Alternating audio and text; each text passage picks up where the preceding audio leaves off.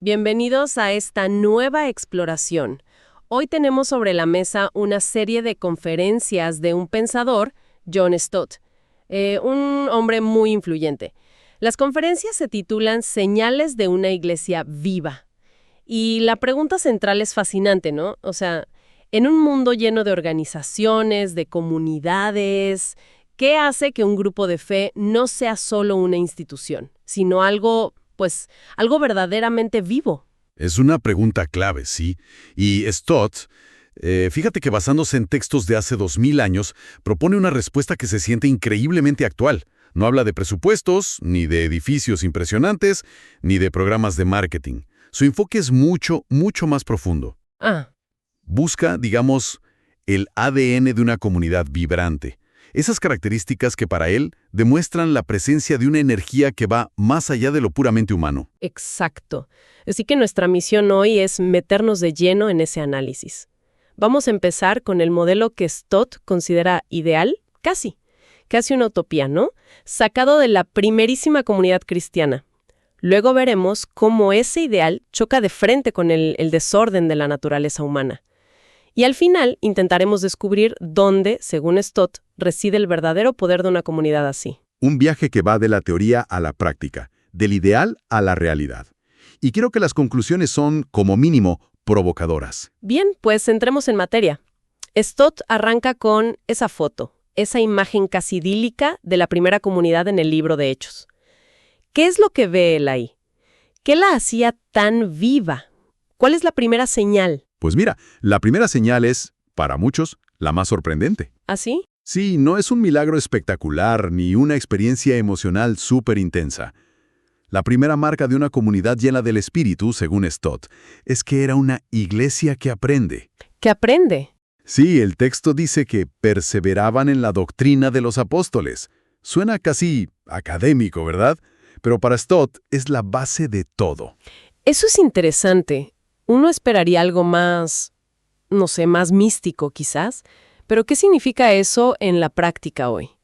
Ya no tenemos a esos apóstoles originales caminando entre nosotros. Ese es el punto clave exacto. Es lo que Stott aclara. Él argumenta que la autoridad única de esos apóstoles, de los fundadores, reside hoy en sus escritos. En el Nuevo Testamento. Eso es, en lo que conocemos como el Nuevo Testamento. Así que, para él, una iglesia apostólica hoy es una iglesia bíblica, una comunidad que constantemente se somete a esas enseñanzas, que las estudia, las debate y busca vivirlas. La vitalidad no empieza en el sentimiento, sino en el entendimiento. Entendido. Se empieza por la cabeza, por así decirlo. Pero el conocimiento puede ser algo muy individual. ¿Cómo se conectaba eso con la vida? Pues, en comunidad. Ahí, justo ahí, es donde entra la segunda señal. Y es una consecuencia directa de la primera, la comunión. O usando el término griego que Stott analiza, la koinonía. Koinonía, ok. Y esta palabra es mucho más rica que simplemente pasar el rato juntos. Tiene, digamos, dos dimensiones. A ver, explícanos esas dos dimensiones. La primera es vertical. La koinonía es lo que se comparte de Dios. Es la gracia, la fe, el espíritu. Es un regalo que se recibe en común. Pero la segunda dimensión es la que Stott enfatiza como la prueba visible de la primera, y es horizontal. Es lo que se comparte entre los creyentes. Y aquí el texto de Hechos se vuelve radical. Un momento, porque la descripción sí que es bastante chocante. Dice que vendían sus propiedades y sus bienes y lo repartían a todos según la necesidad de cada uno. Eso suena, no sé, casi utópico. O incluso a un mandato de comunismo. Stott lo presenta como una regla literal para hoy. Es una excelente pregunta y Stott es muy, muy cuidadoso aquí. Me imagino. No lo plantea como una ley de comunismo cristiano obligatorio. De hecho, otros pasajes muestran que la propiedad privada seguía existiendo. Más bien lo ve como la evidencia de un cambio de mentalidad radical. La koinonía había redefinido su concepto de posesión. Sus bienes ya no eran exclusivamente suyos. Claro. Sino recursos disponibles para la familia extendida de la fe. Era una generosidad voluntaria, espontánea y sacrificial motivada por el amor y no por un decreto. Era un llamado a un estilo de vida más simple por solidaridad. Entonces, más que una regla, es un síntoma de algo más profundo. Una comunidad que aprende junta y que se cuida materialmente. Entiendo. ¿Cuál sería la tercera señal en este cuadro ideal? La tercera es la adoración. Y de nuevo Stott encuentra un equilibrio fascinante en la descripción. No era ni una cosa ni la otra, sino una combinación de dos polos que a menudo hoy vemos separados. ¿A qué te refieres con dos polos? El primer equilibrio es entre lo formal y lo informal. El texto dice que se reunían tanto en el templo, que era el centro de la vida religiosa judía, algo estructurado, formal. Como por las casas. En reuniones más pequeñas. Exacto, más espontáneas, más personales. Y Stott usa esta imagen para advertir contra las iglesias que se vuelven rígidas, hechas de cemento, dice él, pero también para abogar por una reforma paciente desde dentro. El segundo equilibrio es el del espíritu de la adoración. Era una mezcla de alegría y reverencia. Me gusta eso. A veces las reuniones religiosas pueden sentirse o como un funeral solemne o como una fiesta un poco superficial. Exacto. Stott critica ambas cosas. Describe a la perfección esa combinación que se ve en el texto. Comían juntos con alegría y sencillez de corazón, un gozo exuberante. Ajá. Pero, al mismo tiempo, dice que sobrevino temor a toda persona. Había una conciencia profunda de la santidad, de la presencia de Dios. No era una alegría vacía, sino un gozo reverente. Entonces tenemos una comunidad que aprende, que se cuida de forma radical y que adora con esta mezcla de alegría y reverencia. Suena como un ecosistema muy completo, pero quizás algo cerrado, muy interno. ¿Cómo se conectaba esto con el mundo exterior? Esa es la transición perfecta a la cuarta y última señal, la evangelización continua. Ok, Para Stott, esto no era un programa o un evento en el calendario, era el desbordamiento natural de las otras tres señales. Cuando una comunidad es genuinamente estudiosa, amorosa y adoradora, se vuelve magnética. El texto lo resume de forma muy simple. Y el Señor añadía cada día a la iglesia los que habían de ser salvos. cada día. Ojo con eso, no de vez en cuando. Ese detalle es crucial para Stott. Sugiere dos cosas. Primero, que la salvación y la pertenencia a la comunidad iban de la mano. No se concebía un creyente aislado. Entiendo. Y segundo, que el crecimiento era orgánico y constante, no el resultado de campañas esporádicas. Era la consecuencia natural de una comunidad saludable. Ok, este cuadro de la iglesia primitiva es increíblemente inspirador. Casi demasiado bueno para ser verdad. Lo cual me lleva a la siguiente pregunta. La realidad humana suele ser mucho más complicada, más desordenada. ¿Cómo choca este ideal con el caos de la vida real? Ahí es donde Stott nos lleva de viaje. De la idealizada Jerusalén a la muy problemática Corinto. Ajá. La iglesia de Corinto es su caso de estudio para analizar precisamente esa tensión, esa brecha entre el ideal y la realidad. Él lo llama el principio del ya, pero el todavía no. El ya, pero el todavía no. ¿Qué significa eso? Significa que, en su posición ante Dios, la iglesia ya es santa, perfecta, completa en Cristo. Pero en su experiencia diaria, en la práctica, todavía no ha alcanzado esa perfección. Y Corinto es el ejemplo perfecto de esta paradoja. El apóstol Pablo les dice que han sido enriquecidos en todo don, que no les falta nada. Son una iglesia talentosa, llena de recursos espirituales. Suena genial. ¿Dónde está el problema entonces? Que al mismo tiempo, esa misma carta describe una comunidad plagada de celos, de arrogancia, de contiendas y sobre todo de divisiones profundas. Estaban peleados entre ellos. Fracturados en facciones. Y el problema de fondo que Stott identifica es un culto a la personalidad de los líderes. La gente decía, yo sigo a Pablo, pues yo a Apolos, yo prefiero a Cefas. ¡Wow! Incluso un grupo con una falsa piedad decía, y yo a Cristo, como si fuera un líder más en la lista de fans. Pues Pablo usa tres metáforas muy potentes, una detrás de otra, para hacer estallar esa perspectiva equivocada, para reenfocar su atención en lo que realmente importa. Son tres imágenes que cambian por completo el rol de los líderes y la identidad de la iglesia. Vamos con la primera. La primera imagen es la iglesia como un cultivo de Dios, un campo. En esta analogía, los líderes no son las estrellas, son simples obreros, jardineros. Yo planté, Apolo regó, pero el crecimiento lo ha dado Dios. El énfasis es demoledor para el ego. Claro. Un líder puede plantar una semilla, otro puede regarla, pero ningún ser humano, por más carismático que sea, puede hacer que esa semilla germine y crezca. Ese poder pertenece solo a Dios. Entonces, ¿por qué dividirse por los jardineros? Me gusta esa imagen. Libera de mucha presión y pone el foco en el verdadero protagonista. Y creo que la siguiente metáfora que usa va un paso más allá, ¿no? Pasa de algo orgánico a algo más intencional. Exactamente. La segunda imagen es la iglesia como edificio de Dios.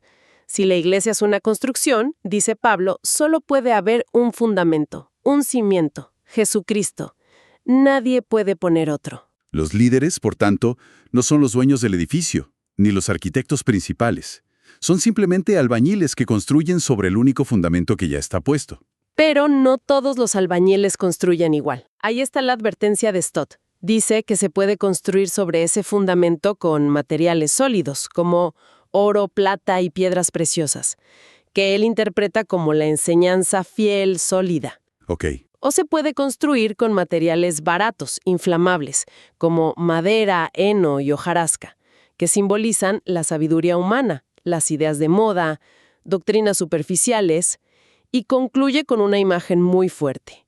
El día del juicio vendrá un fuego que probará la calidad de la obra.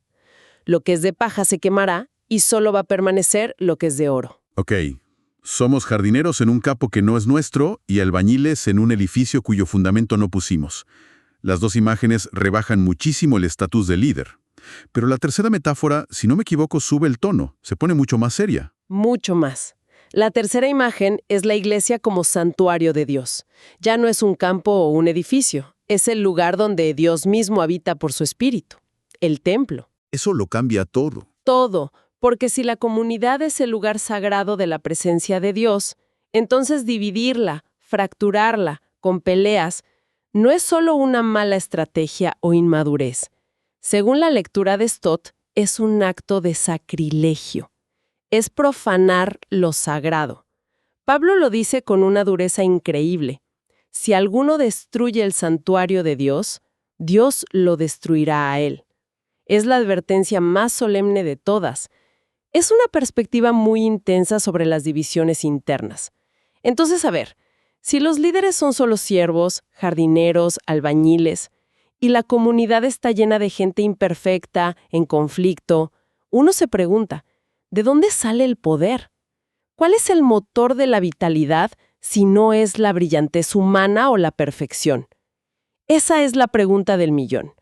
Y la respuesta de Stott, basada en el núcleo del argumento de Pablo a los Corintios, es una paradoja, una que va en contra de toda lógica mundana. A ver, el principio fundamental es, el poder de Dios se manifiesta en la debilidad. No a pesar de la debilidad, sino a través de ella. Eso suena totalmente contradictorio. Normalmente asociamos poder con fuerza, con capacidad, con estatus, ¿no?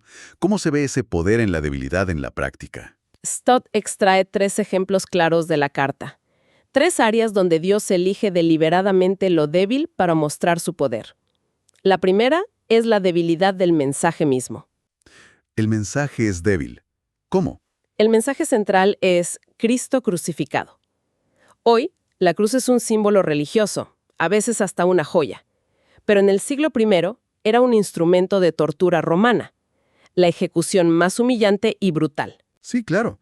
Proclamar a un Mesías ejecutado de esa manera era para el mundo grecorromano, obsesionado con la sabiduría, una locura absoluta.